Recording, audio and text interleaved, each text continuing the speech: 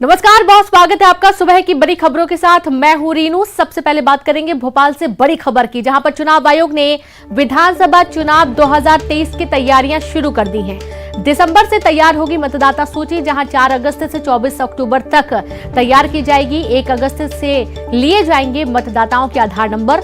मुख्य निर्वाचन पदाधिकारी अनुपम राजन ने सभी कलेक्टरों को मतदाता कार्यक्रम की जानकारी दी। 9 नवंबर को मतदाता सूची का प्रारंभिक प्रकाशन होगा और इसके बाद 8 दिसंबर तक नाम जोड़ने और आपत्तियों के आवेदन लिए जाएंगे। 5 जनवरी 2023 को मतदाता सूची का होगा अंतिम प्रकाशन। बड़ी खबर आपको दे रहे हैं भोपाल से।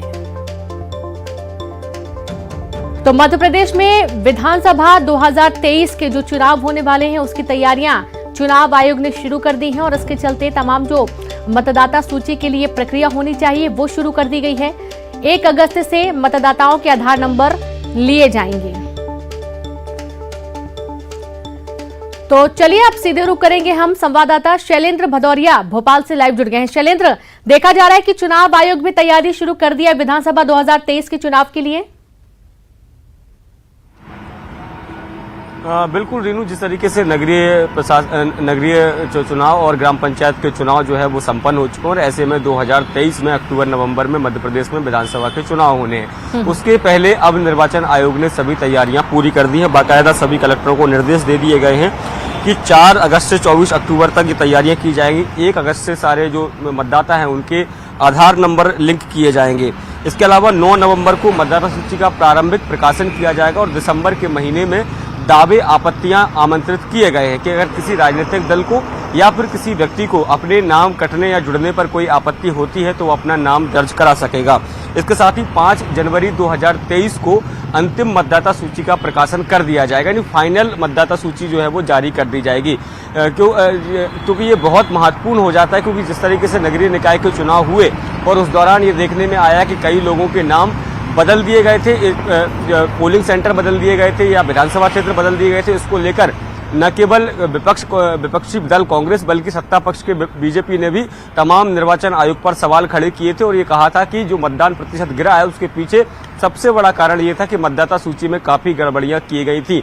तो इसको लेकर अब निर्वाचन आयोग नहीं चाहता है कि 2023 के चुनाव में किसी तरह की कोई गड़बड़ी हो और यही कारण है कि पहले से ही सभी तैयारियां पूरी कर दी गई है। सभी कलेक्टरों को निर्देश जारी कर दिए गए हैं कि अपने अपने इलाकों में जो मतदाता सूची है उसको फाइनलाइज किया जाए, अपडेशन किया जाए और जिनके भी नाम रह गए थे उनके नाम जोड़े जाएं और जो लोग उस इलाके से मूव कर चुके हैं या दूसरी जगह अपना मतदाता सूची में नाम जुड़वा चुके हैं, ऐसे लोगों के अब नाम काट दिए जाएं, क्योंकि 2023 में चुनाव है और उसके पहले सभी आवश्यक तैयारियां चुनाव आयोग ने शुरू कर दी हैं। जी बिल्कुल, बहुत शुक्रिया आपका शैलेंद्र तमाम जानकारी के लिए। तो चुनाव आयोग ने तमाम तैयारियां शुरू कर दी हैं। तो वहीं आज जनपद पंचायतों के अध्यक्ष और उपाध्यक्षों के लिए दूसरे चरण का चुनाव होगा। प्रदेश की 143 जनपद पंचायतों में आज अध्यक्ष चुने जाएंगे और कल हुए पहले चरण के चुनाव में 170 जनपदों में अध्यक्ष उपाध्यक्ष चुने जा चुके हैं। जिला पंचायतों के अध्यक्ष और उपाध्यक्ष का निर्वाचन कल यानी कि 29 जुलाई को होगा। पहले चरण के चुनाव में बीजेपी को बहुमत मिला। बीजेपी प्रदेश अध्यक्ष बीडी शर्मा के मुताबिक 170 जनपदों में से 121 पर बीजेपी समर्थक जीते हैं। तो जनपद पंचायतों में अध्यक्षों का आज चुनाव होने जा रहा है और आपको बता दें कि कल भी जो 29 जुलाई को पंचायत अध्यक्ष चुनाव होना है और वाकई में ये 2 दिन बहुत ही खास हैं। पहले चरण का जो रिजल्ट आया था उसमें बीजेपी को अच्छी खासी बढ़त मिली थी, बहुमत मिला था। 29 जुलाई को पंचायत अध्यक्ष उपाध्यक्ष का चुनाव होना है। तो बड़ी खबर है भोपाल से, जहां पर आज दूसरे चरण का चुनाव होगा और आज जनपद पंचायतों में अध्यक्ष का चुनाव होने वाला है। 143 जनपद पंचायतों में अध्यक्षों को चुना जाएगा। 29 जुलाई को जिला पंचायत अध्यक्ष उपाध्यक्ष का चुनाव होना है।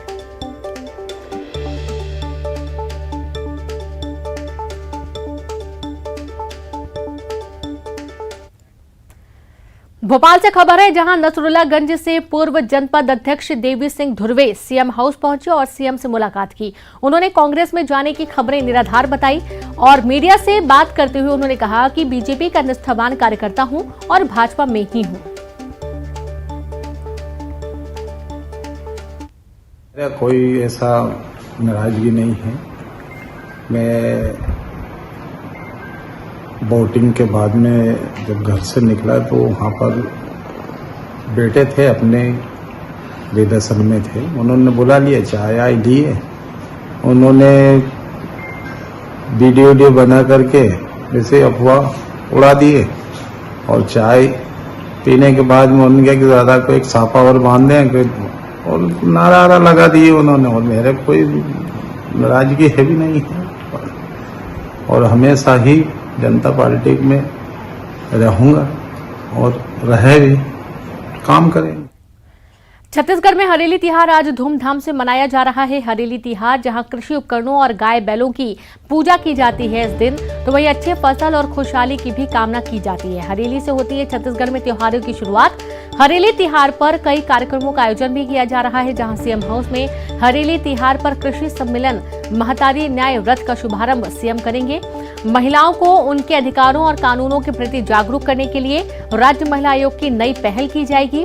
आज से गौमूत्र की खरीदी शुरू हो जाएगी। 4 रुपए प्रति किलो शुरू होगी खरीद। गौमूत्र खरीदी की सीएम भूपेश बघेल करेंगे शुभारंभ। दुर्ग के करसा गौठान से करेंगे गौमूत्र खरीदी का शुभारंभ। तो वहीं रायपुर में नवागांव और बड़गांव से गौमूत्र खरीदी की शुरुआत होनी है। तो आप देखिए कि हरेली त्योहार काफी बड़ा त्योहार होता है और आज से तमाम त्योहारों की शुरुआत हो जाती है। हम सीधे रुक करेंगे, ममता जुड़ गई है रायपुर से। ममता, हरेली त्योहार की शुरुआत हो रही है, कई सारे कार्यक्रम आयोजित किए गए हैं इस दौरान।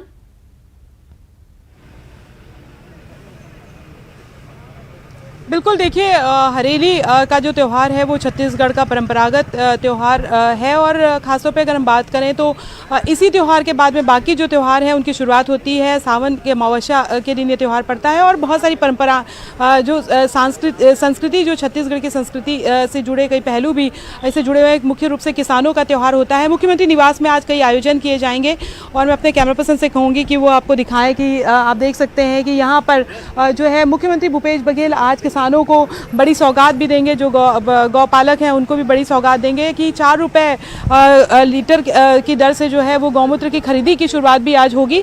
और इसके साथ ही बात करें तो राज्य महिला आयोग की जो मुख्यमंत्री महतारी न्याय रथ योजना है वो भी शुरू की जाएगी। जो गाड़ी है वो रवाना की जाएगी। WhatsApp call centre, WhatsApp call के जरिए जो महिलाएं हैं प्रदेश भर की इसमें अपनी कंप्लेन करा सकती हैं, राज्य महिला आयोग से मदद ले सकती हैं। तो एक बड़ी सौगात जो है ये भी मिलेगी और पूरे प्रदेश भर से लोग सीएम हाउस यहाँ पर आते हैं हरेली का त्यौहार मनाने के लिए। आज मुख्यमंत्री भूपेश बघेल भी गेड़ी चढ़ते हैं, गुड़ का चिल्ला बनाया जाता है।